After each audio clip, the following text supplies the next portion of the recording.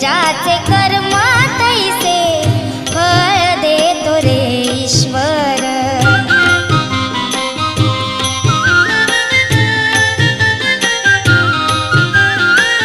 क्षणिक सुखासाठी आपुल्या होतो कुणी नीती भ्रष्ट, कुणी त्यागी जीवन आपुले दुःखा जागी करण्या नष्ट।